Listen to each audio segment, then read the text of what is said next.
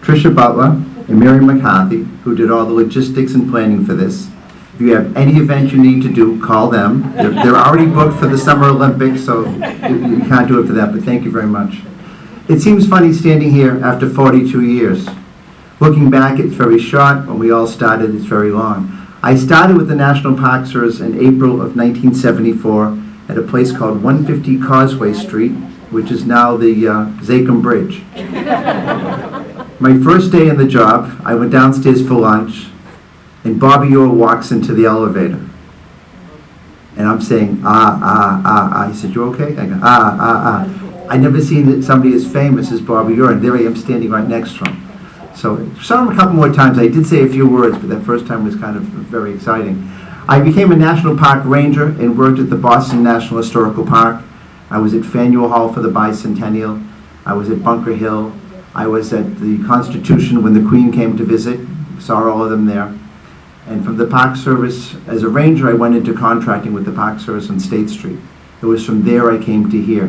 What's funny is I think I started in the Park Service on the same day I started here 14 years later, April 4th.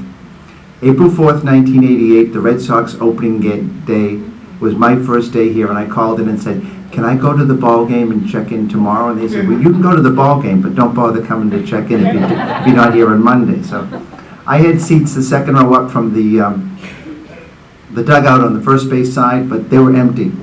I was here signing in with Ruth Salami and all the rest of the crew downstairs. I worked first in what was called installation services. Everybody was known by a code. I worked for W. The IT people were Z. I had to call up IT on my first requisition. I had to call them to figure out what they were asking for. So I first called and I got Peter O'Keefe. And Peter answers the phone, "Otis O'Keefe." I said, "That's funny. I never heard of an Irish kid named Otis." So he says, no, why don't you call Foley? Foley knows what that is. So I called Bob Foley, and Bob Foley says, "Otis Foley." I said, okay. One Otis is enough. What's going on here? Do they hire them by their first names? He says, "No, talk to Marvin." So I call Marvin Menovich, and Marvin says, "Otis Menovich." I said, stop.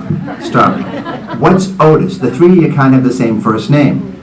Office of Telephones and Information Service. So we did strange things like that. We had JOAs, IOMs, MFRs, and buck slips. I can't remember the last time I saw a buck slip. Those were the days when we had typewriters. We all had file cabinets, and Xerox delivered one full truckload of 28 pallets of Xerox paper every Monday. And by Friday, we were lucky we had any left. My first job in electronics was they sent me from contracting officer at Base Contracting down with Fred Stanton to begin the process of moving us from paper over to electronics. The first thing we did was called the Standard Electronic Processing System, and it did progress payments. Progress payments were averaging about 120 to 180 days for processing. When we did them electronic, they were done overnight. So as soon as they saw they could get their money right away, Raytheon, Lockheed, everybody joined on to that. And that was the beginning of the whole process of moving into paperless. I laugh today, it's hard to find a Xerox machine in this place, but we used to have 300 Xerox machines on 3 floors. They're all up and down the wall. Back then we had different programs.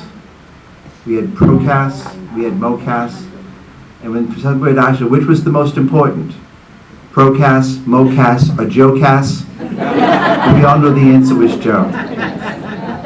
I remember one time when our deputy, Jerry Colley, who was always good at volunteering at headquarters to do projects, Jerry had volunteered for something and called Betty McGuire at 3 o'clock in the afternoon.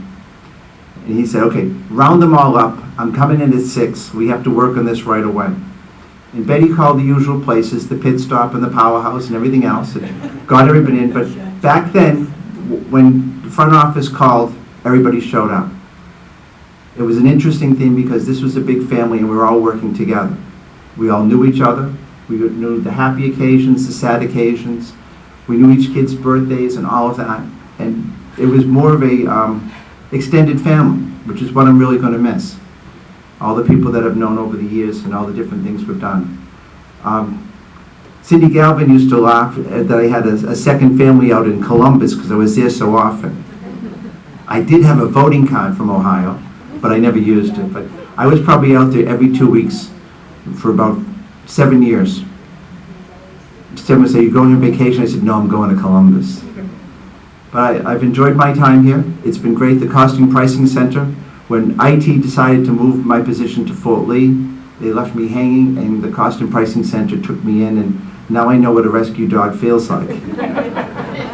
But they've been very good to me. They were great. Starting with Phil Mativi, I tried to help him with his email. It was a lost cause, but we tried to get there. But I've enjoyed every minute of it. I want to thank you all for being here, for being my friends. I will miss you. I will come back occasionally. I got to check my money in the credit union now and then.